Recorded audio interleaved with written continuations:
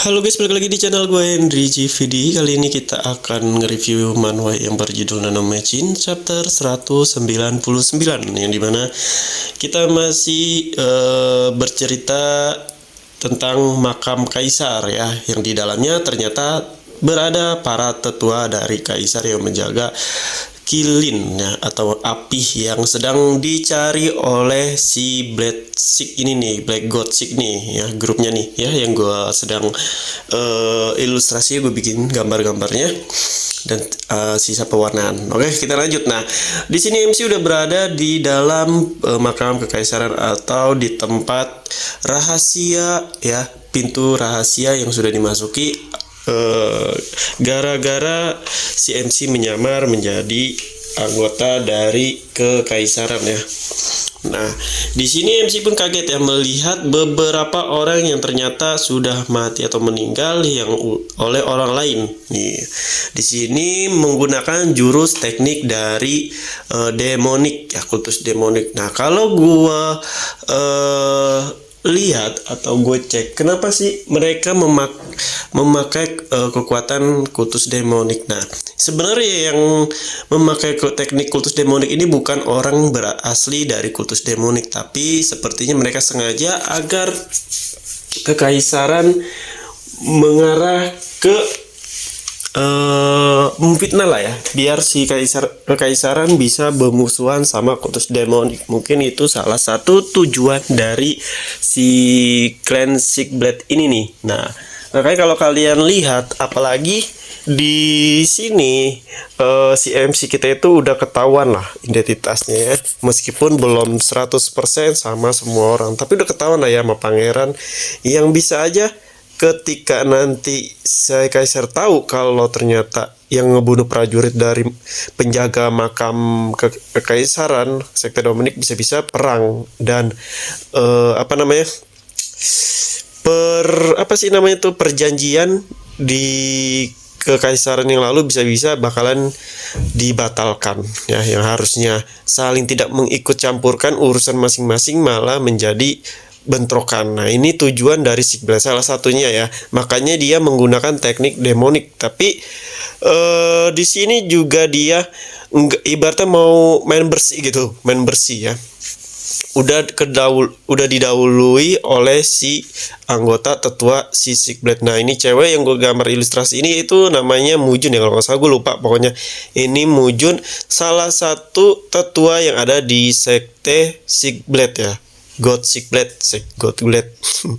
Pokoknya itulah ya.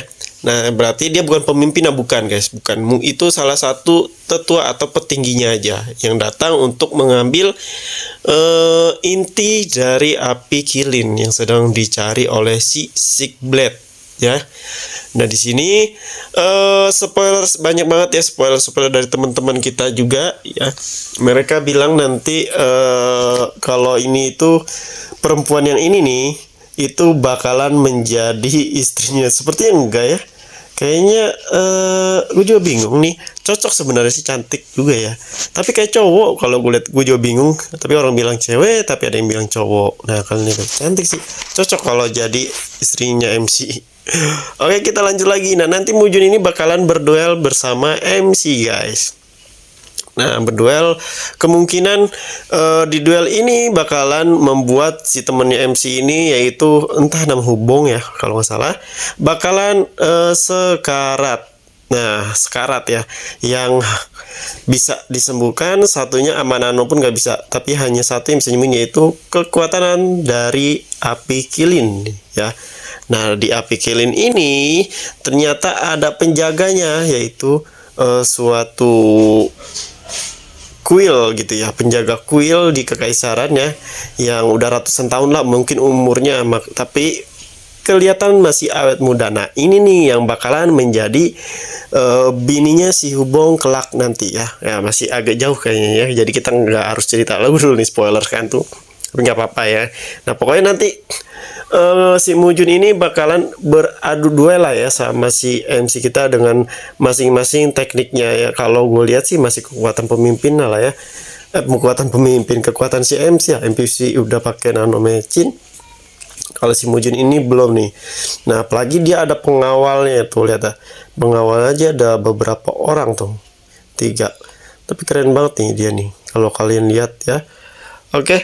Nah, di sini bertiga lawan 2 orang. Ya pasti pantesan Sekar lah mereka nggak imbang ya. 3 lawan 2 orang, MC baru sama temennya baru 2 orang, kecuali kalau si Guardian yang pakai topeng, harusnya dia sama Guardian guys. Seharusnya si MC sama Guardian masih bisa menandingi 3 orang ini nih dari sekte Godblade ya. Tapi karena yang cuma 2 orang ini, si Hubong ini sama MC ini berat sebelah, jadi MC satu melawan orang banyak ya gimana ya, 1 lawan 3. Meskipun dua lawan 3, tapi satunya si Hubong ini agak beban guys, makanya dia sampai sekarat. Nah, sedangkan MC ini masih bisa lah ya mencegah itu.